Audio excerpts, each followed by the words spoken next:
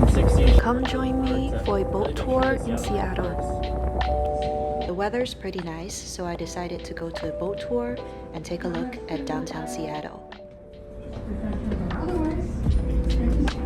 The trip was very fun. You can see the famous ferry wheel, Space Needle, and also the beautiful Elliott Bay.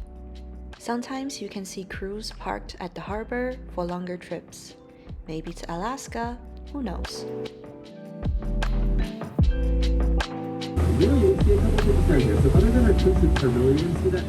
Here is another clip of downtown.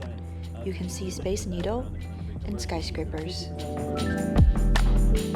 Pollock's a pretty generic white fish. They can make it taste like whatever they want.